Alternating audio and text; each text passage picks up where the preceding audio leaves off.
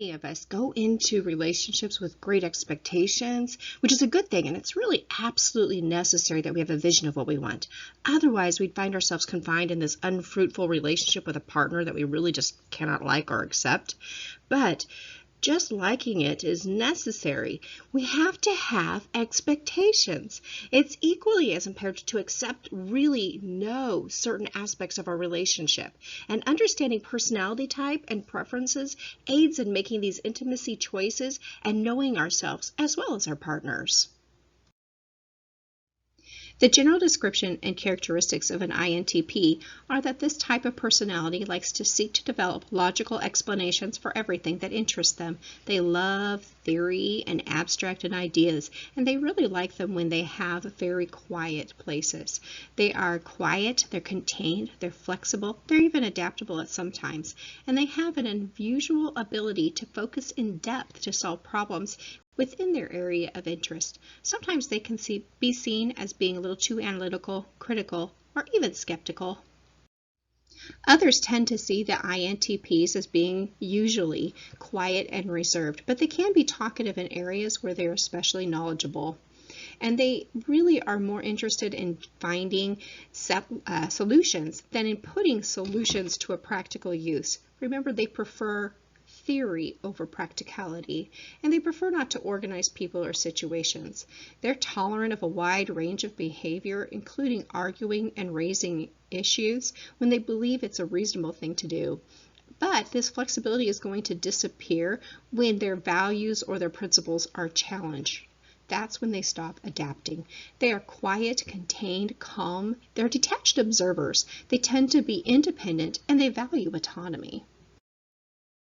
An INTP is a thinker with understanding, and they're really used to being misunderstood, and because of that, they tend to unintentionally misunderstand others. They're very patient and thoughtful types, and they're best suited with partners who really want to take the time to understand them and deeply value them.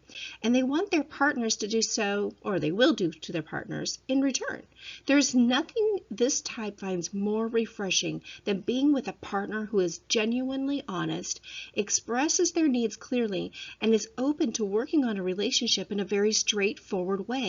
They thrive when they find themselves in a relationship that is based on openness and mutual understanding. Someone who shows interest in the INTP's passions, then understands and supports their personality need, will occasionally drift to creating a self-imagined world. This would be a suitable match. If you tend to be very controlling or have a strong need to be surrounded by order, then an INTP probably wouldn't be a very good match for you. On the other hand, if you find that you are very creative and you enjoy spontaneity, then you're going to really appreciate an INTP's quirkiness because they tend to be very laid back.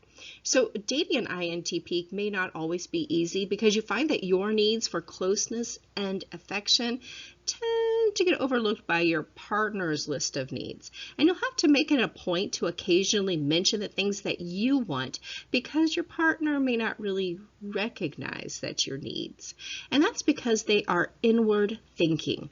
And if you are an extrovert, you'll have to remember to really ease back and allow that partner some time alone to really recuperate from social gatherings, because remember that an introvert's energy is drained very quickly. They need some time alone and reflective time to be able to regain their energy. And during this time, your significant other will really try to withdraw from you, but don't take it personally. She's just trying to figure out who they are.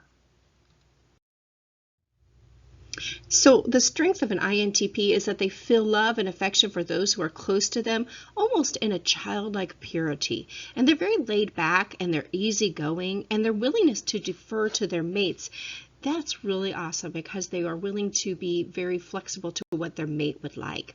They will approach things in a very enthusiastic manner as long as it interests them. They're very imaginative, extremely creative, but don't feel personal or personally threatened because they really don't like conflict and criticism. And they're not very demanding though because they just like simple needs. On the weakness side, they're not naturally in tune with others' feelings, and they're slow to really respond to somebody's emotional needs. They're not naturally good at even expressing their own feelings and emotions, and sometimes they even tend to be even a little bit more suspicious and distrusting of others.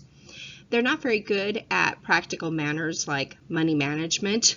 I know that seems really sad, but that's just the way that it is. And unless their work involves these concerns, they really won't care.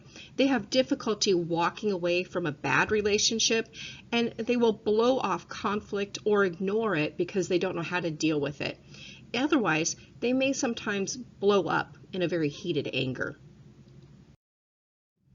These people are very flexible and adaptive, and they want to make sense of concepts and the world.